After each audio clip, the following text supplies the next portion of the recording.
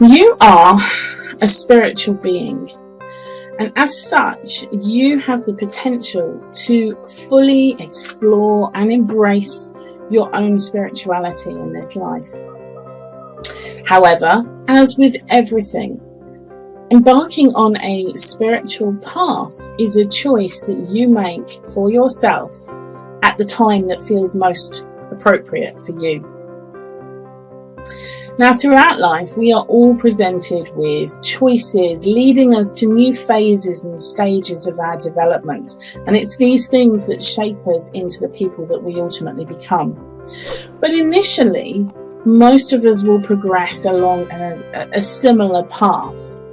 Although as our journey in life progresses, the choices that we are presented with become more varied, and we each opt for different routes, which really builds up the fullness of life. One of these key choices is, do you stay in the status quo of the world as we know it, or do you decide to explore the splendors and the tapestry of variety of your own spiritual journey? Now, these choices can appear at any time in your life, and the key is to really just stay alert and listen to your heart and your intuition, that inner guidance that we all have. Now, you've probably heard of a spiritual awakening, and you may even know or suspect that it is a process that you have been through, or that you are perhaps currently undergoing or going through. But for others, this is still a very new, confusing, and sometimes quite scary topic. So what I wanted to try and do today is take some of the mystery out of it and strip it back to the basics so we understand it a little more. So if we begin by looking at what a spiritual awakening is, we'll then look at what it means and what it entails. So the very notion of a spiritual awakening has been around for centuries, albeit using different phrases and terms. So it's not a new fad or a current fashion or trend. It is used in a wide variety of cultures and religions, literally around the world. But it begins in the same place, which is essentially when a person takes a moment to awaken to their life and to their own sense of being, their position in this world. Now, often you're presented with personal questions such as, who am I? Why am I here? Where do I fit in? What is my purpose with all of this? And for some of us, that can be really unsettling. Although for others, they can find that they're presented with a deep feeling of excitement and joy as they suddenly feel, perhaps for the first time, truly alive. Like we've found our true calling, our true identity. So what is it that causes, or at least triggers, an awakening for us, and the fact that it can happen at any given time? The reality is that it can be a single mundane occurrence, it can be a life-altering experience, or it can be a combination of things. And the reality, as is so often the case when I'm talking to you, is that it is different for each of us, as we all live our own lives and experience things in our own personal way. Just as your taste in food is different, the likes of music, everything we experience is unique to us. But there are some common topics that often trigger the process of an awakening. And perhaps the reason, in my opinion, for such a current interest or resurgence in the topic can relate to the experiences that many of us have collectively gone through in recent years with the pandemic. And with that, it's a sudden change in life. It could be the loss of a job. It could be the loss of a family member or a close friend or someone that we were deeply connected to. It's life-changing from what we instinctively recognise as our own normal. Now, this is sometimes referred to as a midlife crisis. It can be linked to mental health, to depression, anxiety, all of these other things that sort of fit into the same kind of topic. You know, there's a number of similar conditions. Some of the most common signs that could indicate that you are going through some kind of spiritual awakening include things like feeling disconnected, maybe that you don't quite fit in or you don't quite belong in your where you are at the moment. Maybe you're evaluating your beliefs and your opinions on situations and topics. Perhaps you're experiencing more kind of deja vu, you know, living through things that you've already imagined. Perhaps a change in your relationship, and maybe the people that you are drawn to are changing. Perhaps you're feeling more intuitive. Maybe you want to be of service to the environment or the community. You may feel alone, even when you're surrounded with familiar people and settings. Perhaps you feel more connected to nature, to the natural world, or maybe you're drawn to more healthy lifestyles, or you want to change some of your existing habits that you now consider to be bad or detrimental to the life that you want to live. Your outlook on the world changes, and this is generally over a period of time. Often you feel more empathy and compassion to the world and those around you.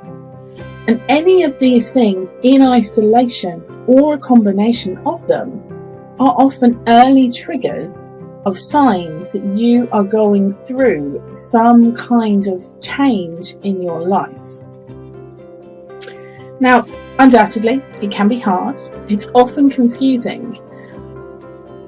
But the outcome is always worth a little bit of discomfort that you've experienced along the way. Now, in actual fact, the process of a spiritual awakening is literally just the very, very first step on the journey, which again can be misleading for people. Now, as I said, it can happen in an instant, a sort of a snap where something changes.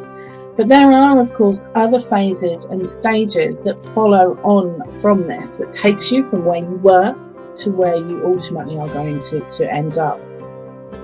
Now, in the early stages of an awakening, we are often drawn to reevaluating things in our lives that, maybe we're having a bit of a clear out. Sometimes this is physically, getting rid of clutter, clothing, whatever, but often it's mentally or emotionally, and sometimes it's a combination of all of them in different degrees. This can be things such as old beliefs, perhaps habits, or maybe even relationships, because what we're doing is recognizing things in our lives that no longer serve us or aren't giving us the fulfillment that we want. We sometimes refer to this as baggage in a more sort of current phrase, I suppose. You may feel like something is missing from your life, but often at this stage, you don't actually know what it is that you're missing, just that there is a piece or a part of you which is you need to find, and it's left you feeling lost, confused, and often alone. We then move on to what is often considered to be, a phrase we often use is, a bit of a rough patch. I'm going through a bit of a rough patch. In spiritual terms, this is referred to as the dark night of the soul. Now, this generally can see you at your lowest point. And although this sounds far from appealing, let's be honest, it is actually your inner being kind of recalibrating itself, if you like. And the fact is that once you hit rock bottom, there's nowhere else to go but onwards and upwards, and that is a positive step in itself. It's really forcing you to address what's going on and to make the relevant changes that you need to make in your life.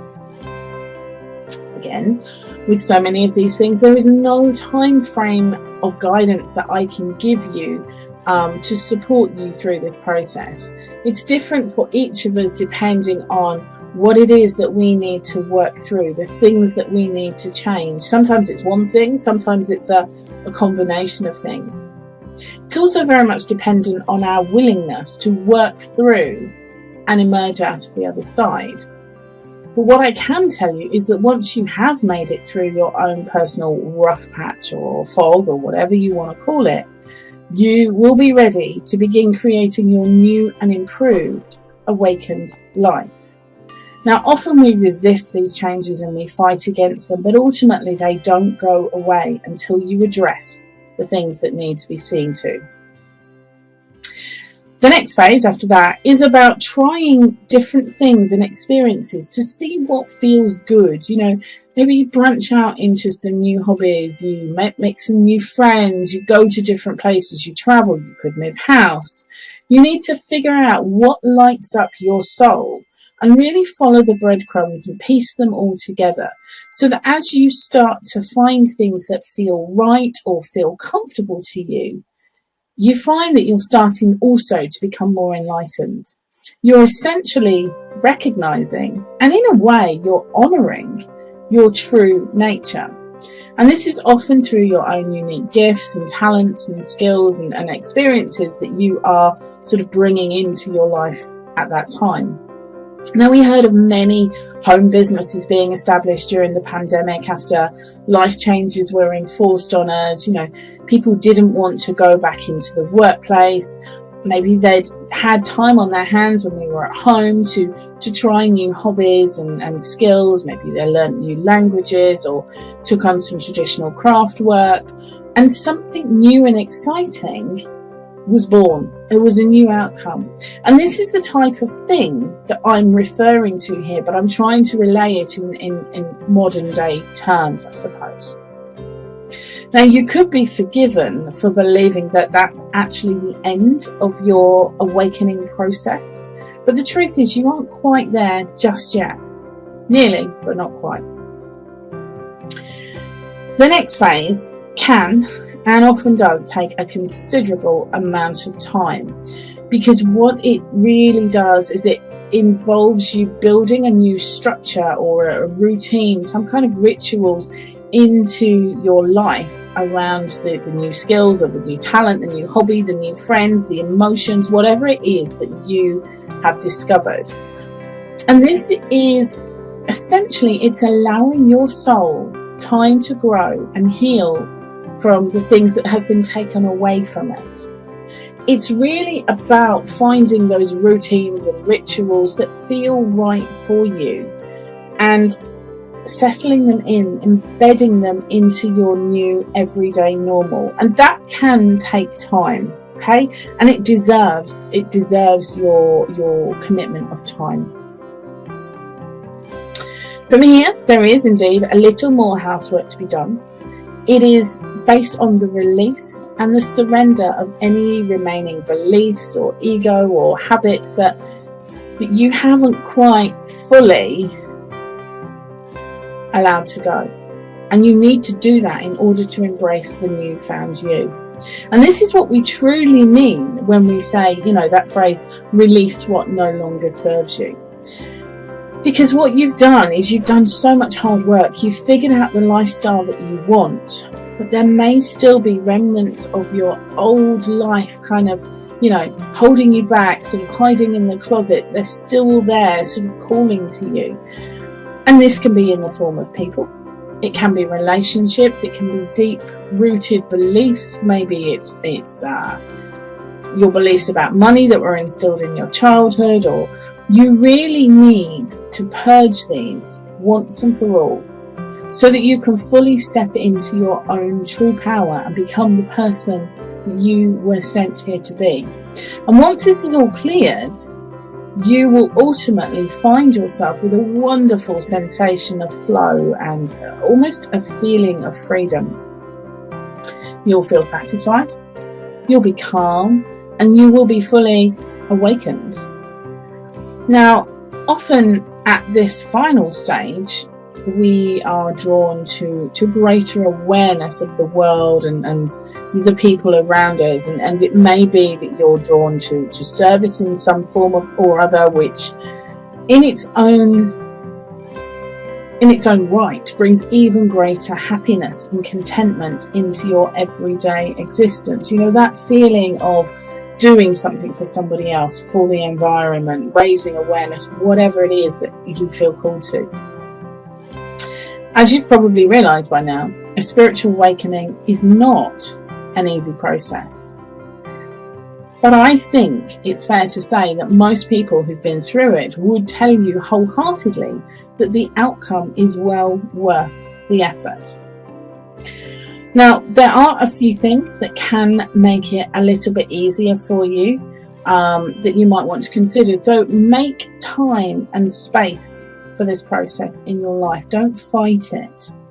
Develop rituals of your own that can be daily, weekly or monthly, however that fits into your schedule. But things like gratitude, mindfulness, meditation, walks in nature, they're all great examples of things that you can do easily that can be fitted into pockets of your everyday living.